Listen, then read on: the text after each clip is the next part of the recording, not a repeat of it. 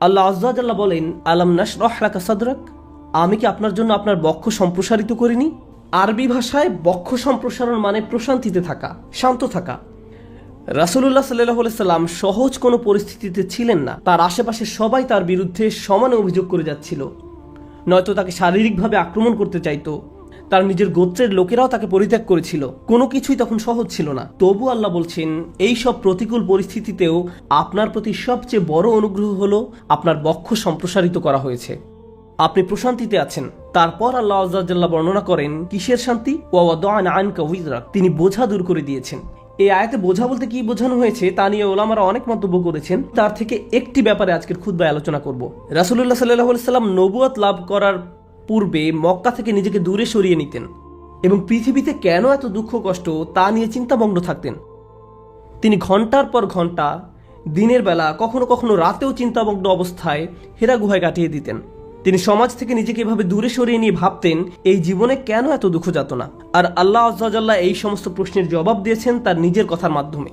যখন রাসূলুল্লাহ সাল্লাল্লাহু আলাইহি সাল্লাম আল্লাহর কালামের মাধ্যমে জবাব পেলেন, আল্লাহ আযজা ওয়া জাল্লা এই ব্যাপারটাকে বর্ণনা করছেন যে তিনি আপনার বোঝা লাঘব করে দিয়েছেন। ওয়া ওয়াদা'না আনকা উযরাক, আমাদের জন্য এতে শিক্ষা হলো যে হ্যাঁ, জীবনে অনেক চাপ সইতে হয়, আর আল্লাহ বলছেন তার কালাম এই চাপ থেকে নিষ্কৃতি দান করে, ওই বোঝাগুলো দূর করে দেয়। আল্লাযী আনকাযা যাহরাক ওয়া রাফা'না লাকা যিকরাক, যা আপনার পিঠ ভেঙে দিচ্ছিল আর আমি আপনার জন্য আপনার স্মরণকে সমুন্নত করেছি। এই সূরায় যে শিক্ষাটি আল্লাহ দান করছেন তা শুধু রাসূলুল্লাহ সাল্লাল্লাহু আলাইহি সাল্লামের জন্য নয়, এটি আসলে সকল মানুষের জন্য। ফা ইন্না মা'আল উসরি ইউসরা, এর সাধারণ অনুবাদ হলো নিশ্চয়ই কষ্টের সাথে স্বস্তি রয়েছে। আজকের খুতবার কিছুটা সময় আমি এই আয়াতের উপর ব্যয় করব। আমার আপনার জন্য এই আয়াতে কি শিক্ষা রয়েছে। প্রথমে এই আয়াতের আরবি ব্যাকরণগত দিক নিয়ে আলোচনা করতে চাই। আপনাদের মাঝে যারা আরবি ব্যাকরণের সাথে পরিচিত তাদের জন্য বলছি, এখানে মুবতাদা হলো ইউসর। ব্যাকরণগত দিক থেকে এই বাক্যের শুরু হলো স্বস্তি। যখন আমরা বাংলায় অনুবাদ করি তখন বলি নিশ্চয়ই সকল কষ্টের সাথে স্বস্তি রয়েছে, কিন্তু ব্যাকরণগত দিক থেকে সবচেয়ে শুদ্ধ অনুবাদ হলো স্বস্তি রয়েছে কষ্টের সাথে। এই বাক্যের ফোকাস হলো স্বস্তির উপর, কষ্টের উপর নয়। এখানে ইউসুর বা স্বস্তি হলো মুবতাদা। ব্যাকরণগত দিক থেকে এটাই বাক্যের শুরু। এটা কেন গুরুত্বপূর্ণ? কারণ আল্লাহ আমাদের মনোযোগ স্বস্তির উপর রাখতে চাচ্ছেন, কষ্টের উপর নয়। সহজ সময় বা স্বস্তি হয়তো পরে এক সময় আসবে, কিন্তু আল্লাহ চান আমরা যেন আমাদের মনোযোগ সামনে যে স্বস্তিদায়ক সময় আসছে তার উপর রাখি, এখন যে কষ্টে আছি তার উপর নয়। আপনি যে ধরনের কঠিন সময় দিনাতিপাত করছেন না কেন, আল্লাহ এর একটা ব্যবস্থা করবেন এবং স্বস্তিদায়ক সময় সামনে অবশ্যই আসছে। দ্বিতীয় যে বিষয়টা এখানে মনোযোগের দাবি রাখে তা হলো ইউসুর হলো নাকেরা, মানে এটি আম ওয়া আম্মাল ওয়া আজম ওয়া আকাদ, অর্থাৎ কষ্ট কি এটা সবাই জানে। হয়তো এটা অর্থনৈতিক কষ্ট, স্বাস্থ্যগত কষ্ট, মানসিক কষ্ট, আবেগ সংক্রান্ত কোনো কষ্ট, বা আপনার কষ্টের জিনিস হয়তো আপনার পাশেই বসে আছে, আমি জানি না। সবার জীবনে কোনো না কোনো সমস্যা রয়েছে। এই কষ্টদায়ক বিষয়গুলো সম্পর্কে সবাই জানে, আর এগুলো খুবই সুনির্দিষ্ট। কিন্তু আল্লাহ বলছেন কষ্টের চেয়ে স্বস্তিটা অনেক বড়, অনেক বিস্তৃত। কষ্টের মতো স্বস্তির ব্যাপারটা অতটা জ্ঞাত নয়। অর্থাৎ কিছু স্বস্তি আসবে কিন্তু আপনি জানেন না কিভাবে সেটা চিনতে হয়। সবাই সমস্যা শনাক্ত করতে পারে, কিন্তু সবাই সমাধান দিতে পারে না। আল্লাহ যখন আপনাকে স্বস্তি দিবেন, আপনি হয়তো এটাকে স্বস্তি মনে নাও করতে পারেন। আল্লাহ আপনার জীবনে স্বস্তি নিয়ে আসবেন, কিন্তু আপনি হয়তো বুঝতেও পারবেন না যে আল্লাহ আপনার জীবনে স্বস্তি নিয়ে আসছেন। তিনি আপনার জীবনে এমন দিক থেকে স্বস্তি নিয়ে আসবেন যা সম্পর্কে আপনি জানতেন, আবার এমন দিক থেকেও নিয়ে আসবেন যা সম্পর্কে আপনি ভাবতেও পারেননি। অপ্রকাশ্য জগতের ব্যাপার। এই বাক্যাংশে ইন্না মা'আল উসরি অর্থাৎ কষ্টটি এটি সুনির্দিষ্ট, জানা। পরের শব্দ ইউসরান হলো নাকেরা বা অনির্দিষ্ট, অর্থাৎ স্বস্তির ব্যাপারটা অজানা। কারণ অনেক সময় মানুষ কেবল সে বিষয়ের উপর ফোকাস রাখে যা দেখা যায়, তারা যা দেখতে পায় না তার প্রতি কোনো মনোযোগ দিতে পারে না। এখন আল্লাহ আমাদেরকে বলছেন অদৃশ্য স্বস্তি বা আরাম তোমাদের জন্য আসছে সব সময়। এই অদৃশ্য স্বস্তি সব সময় বর্তমান। আরবি ইন্না শব্দের অর্থ নিশ্চয়ই। আরবি ভাষাবিদরা ইন্নাকে বর্ণনা করছেন হারফুন লিজালাতিস সাক, অর্থাৎ ইন্না বাক্যে ব্যবহৃত হয় সন্দেহ দূর করতে। একটা সহজ উদাহরণ দিচ্ছি। আপনি যদি কোনো সমস্যায় পড়েন, ধরুন সমস্যাটা দেখা দিয়েছে চাকরির কাজে বা পরিবারে। এখন কেউ এসে বলল, আরে ভাই এটা কোনো সমস্যাই না। আপনি বললেন এটা একটা বিশাল সমস্যা, অর্থাৎ সমস্যাটা সম্পর্কে আপনার মনে কোনো সন্দেহ নেই, কিন্তু সমাধান নিয়ে সন্দেহ আছে। সমস্যাটা কি, কোন দিন শেষ হবে, এই বিষয়ে আপনার সন্দেহ রয়েছে। সহজ সময় কোন দিন আসবে, কোনো সমাধান আসলেই কি আসবে, এই বিষয়ে আপনি সন্দিহান। সুতরাং সমস্যার ব্যাপারে মানুষ পুরোপুরি নিশ্চিত থাকে, কিন্তু সমাধান আসবে কিনা এই ব্যাপারে তারা সন্দেহপ্রবণ। সহজেই আমরা আশাহীন হয়ে পড়ি। আমরা চিন্তা করতে থাকি, ভাই এটা সব সময় এমন খারাপই থাকবে, কোনো দিন এই পরিস্থিতি উন্নতি হবে না। আমরা এভাবে নিজেদেরকে বলি। তো আমরা নেগেটিভের ব্যাপারে অনেক বেশি নিশ্চিত থাকি, কিন্তু পজিটিভের ব্যাপারে নিজের মনে কোনো নিশ্চয়তা থাকে না। তিনি ইন্না যে শব্দটি সন্দেহ দূর করে তা ব্যবহার করে আমাদের জানাচ্ছেন কোনো সন্দেহ নেই, স্বস্তি রয়েছে কষ্টের সাথে। স্বস্তির সাথে ব্যবহার করলেন, তিনি স্বস্তির উপর জোর দিলেন। যেন একজন মুমিন যখন এই আয়াত তেলাওয়াত করবে, সে মনে করবে আমার কষ্টের ব্যাপারে সন্দেহ থাকতে পারে, আমি সমস্যাটাকে যত বড় মনে করছি এটা আসলে ততটা বড় সমস্যা নয়, কিন্তু আল্লাহ যে স্বাচ্ছন্দ্য নিয়ে আসছেন সেটা অনেক বড় এবং নিঃসন্দেহে তা আসছে। এটা আমাদেরকে মন্দের ব্যাপারে সন্দেহ প্রবণ করে তোলে। মাঝে মাঝে কোনো কিছু হয়তো অনেক খারাপ মনে হতে পারে আমাদের মাথায়, আমাদের চিন্তায়, আমাদের অনুভূতিতে, কিন্তু বাস্তবে তা এত খারাপ নয়। কিছু মানুষ কোনো একটা সমস্যাকে তার চিন্তায় বড় থেকে বড়, আরো বড় করে তোলে, শেষে সেটা নিয়ন্ত্রণ হারিয়ে ফেলে। মাঝে মাঝে আশেপাশের মানুষের সাথে যদি সমস্যাটা নিয়ে কথা বলেন, তারা এটাকে ছোট করে দেখার পরিবর্তে আরো বড় করে তোলে, আরো বড় করে তোলে। তখন সমস্যাটাকে তার আসল অবস্থার চেয়েও অনেক বিশাল মনে হয়। আর যে স্বস্তি আল্লাহ নিয়ে আসছেন তা আপনার সামনেই বর্তমান, কিন্তু আপনি তা দেখছেন না, কারণ সমস্যাটাকে আপনি কাল্পনিক দৃষ্টিতে অনেক বড় করে দেখছেন। তাই আল্লাহ আযজা ওয়া জাল্লা বলছেন, স্বস্তি আসার ব্যাপারে নিশ্চিত থাকো, এ ব্যাপারে মনে কোনো সন্দেহ পোষণ করো না। এই আয়াতের শেষ যে শিক্ষাটি আমি আপনাদের সাথে শেয়ার করতে চাই, সূরাটি শেষ করার পূর্বে এবং শেষ অংশটি কিভাবে এই অংশের সাথে সম্পর্কযুক্ত তা আলোচনা করার পূর্বে, সেটা হলো আল্লাহ বলেননি কষ্টের পর স্বস্তি আছে। তিনি পর শব্দটি ব্যবহার করেননি, তিনি ব্যবহার করেছেন সাথে শব্দটি, ইন্না মাআল উসরি ইউসরা। তিনি ইন্না বা'দাল উসরি ইউসরা বলেননি। সাথে এবং পরে এই দুইটা শব্দের মাঝে বিশাল পার্থক্য আছে। এখানে বড় পার্থক্য রয়েছে কষ্টের সাথে স্বস্তি আছে এবং কষ্টের পরে স্বস্তি রয়েছে, এই দুই কথার মাঝে বড় একটা ফারাক আছে। দুটি পার্থক্য আপনাদের সাথে শেয়ার করতে চাই। একটি পার্থক্য হলো, হয়তো আপনি যখন একটি সমস্যার মধ্য দিয়ে দিন পার করছেন, সেই সমস্যাটির সাথে কিছু স্বস্তির বিষয় আপনার জীবনে এসেছে যা আপনি উপলব্ধিও করতে পারেননি। বর্তমান সমস্যাটি যতটা কঠিন মনে হোক না কেন, বিকল্প হয়তো আরো অনেক বেশি কঠিন হতো। হয়তো একটি দরজা বন্ধ হওয়ার কারণে আরো 5টি দরজা খুলে গিয়েছে। আপনি হয়তো ব্যাপারটি দেখতে পাননি, কিন্তু আল্লাহ আযজা ওয়া জাল্লার ডিজাইনে একটি সমস্যা হয়তো 20টি সমাধানের পথ উন্মুক্ত করে দেয়, আরো অগণিত সমাধানের পথ খুলে দেয়। এজন্য ওই স্বস্তিদায়ক বিষয়গুলো আসার জন্য এই সমস্যাটি ঘটার দরকার ছিল। এটি আল্লাহর বিজ্ঞ ডিজাইনের অংশ। আমরা হয়তো তা শনাক্ত করতে পারি না। অন্য কথায়, হ্যাঁ, আমার মন বলছে আমি সমস্যার মধ্যে দিয়ে যাচ্ছি, কিন্তু এই সমস্যার মধ্য দিয়ে আল্লাহ আমার জীবনে স্বস্তি নিয়ে আসছেন নিশ্চিতভাবেই। শুধু আমাকে সেটা খুঁজে পেতে হবে। সমস্যা আমি দেখতে পাচ্ছি, কিন্তু সমাধান কোথায় সেটা আমাকে খুঁজে বের করতে হবে। জীবনে আমরা যত ভয়ানক অভিজ্ঞতার মধ্য দিয়ে যাই, তখন আমরা এভাবে প্রশ্ন করি যে আমাকে কেন এই বিপদে ফেলা হলো, কেন আমার সাথে এমন হচ্ছে, আমি কি এমন অন্যায় করেছি, এর থেকে ভালো কি আসবে। আপনাদেরকে বলছি, ওই অভিজ্ঞতাগুলোর প্রত্যেকটাই কোনো না কোনো সহজতা, স্বস্তি বা ভালো সাথে করে নিয়ে আসে, যা আমরা দেখতে পাই না। কিন্তু আল্লাহ বলছেন ওই স্বস্তি সাথেই আছে, তোমাকে এর জন্য অপেক্ষা করতে হবে না। এটা একই সময়ে কষ্টের সাথে সহাবস্থান করে, কষ্টের সঙ্গেই এই স্বস্তির অবস্থান। ইন্না মাআল উসরি ইউসরা। এছাড়াও যখন সাথে শব্দটি ব্যবহার করা হয়, আল্লাহ বলছেন যে স্বস্তিকে কষ্টের সাথে রাখা হয়েছে, স্বস্তিকে কষ্টের সাথে রাখা হয়েছে। যেভাবে তিনি রাতকে দিনের সাথে রেখেছেন, তিনি যেভাবে মেঘমালাকে বৃষ্টির সাথে রেখেছেন, অনেক জিনিস আছে যেগুলো তিনি একত্রে রেখেছেন। এই জীবনে আল্লাহ যা করার সিদ্ধান্ত নিলেন, আমি আর আপনি যদি স্বস্তি পেতে চাই, তিনি ব্যাপারটাকে এমনভাবে ডিজাইন করলেন, কষ্টের মধ্য দিয়ে গেলেই কেবল কষ্টের সাথে স্বস্তি আসবে। এভাবেই তিনি জীবনের সবকিছু ডিজাইন করেছেন। আপনাদের অনেকেই ছাত্র, আপনাকে প্রথমে পড়ালেখার কষ্টের মধ্য দিয়ে যেতে হবে, তারপর আপনি গ্র্যাজুয়েট হওয়ার স্বস্তি লাভ করবেন, পরবর্তী ক্লাসে উত্তীর্ণ হওয়ার স্বস্তি লাভ করবেন। আপনার চাকরির জায়গায় কঠিন পরিশ্রম করতে হবে বোনাসের স্বস্তি লাভ করার পূর্বে, প্রমোশন লাভ করার পূর্বে। কষ্ট ছাড়া এসব ঘটে না। আপনাকে আগে খাদ্যাভ্যাস ঠিক করতে হবে, স্বাস্থ্যকর খাবার খেতে হবে ভালো স্বাস্থ্য লাভ করার পূর্বে। কোনো রোগীকে হয়তো আগে অপারেশনের কষ্টের মধ্যে দিয়ে যেতে হবে সুস্থ হওয়ার আনন্দ উপভোগ করার পূর্বে। এভাবেই আল্লাহ জীবনকে তৈরি করেছেন। আপনাকে কষ্টকর অভিজ্ঞতার ভেতর দিয়ে যেতে হবে যদি স্বস্তি লাভ করতে চান। এটাই আল্লাহ ডিজাইন। ব্যাপারটা এমনই। আপনি এ কথা শোনার পর হয়তো ভাবতে পারেন, আমি তো এখন কঠিন সময় আছি, তার মানে সামনে সহজ সময় আসছে, আর এজন্য আমি এখন বিশ্রাম করব আর সহজ সময় আসার অপেক্ষা করব। না, আল্লাহ আমাদেরকে গভীর একটি বিষয় সম্পর্কে জানাচ্ছেন। আপনাকে কঠিন সময়ে কঠোর পরিশ্রম করে যেতে হবে। বসে বসে এমনটি ভাবলে হবে না যে আল্লাহ তো সহজের প্রতিশ্রুতি দিয়েছেন, তাই আমি তার অপেক্ষায় থাকবো আর বসে বসে কাঁদবো। No. এই জন্য তিনি পরের আয়াতে আমাদের রাসূল সাল্লাল্লাহু আলাইহি সাল্লামকে বলছেন, ফাইদা ফারাগাতা ফানসাব। শক্তিশালী একটা বাক্য। অতএব যখন আপনি অবসর পান পরিশ্রম করুন। স্বস্তি এবং কষ্টের সাথে এর সম্পর্ক কি? স্বস্তি এবং কষ্টের সাথে এর সম্পর্ক কি?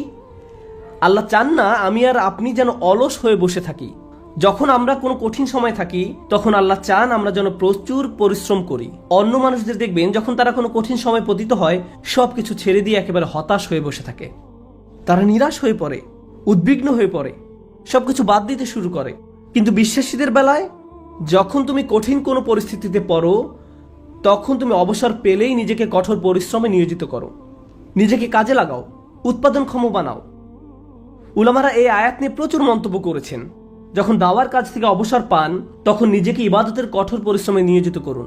ইবাদত থেকে অবসর পাওয়ার পর দাওয়ার কাজে আত্মনিয়োগ করুন।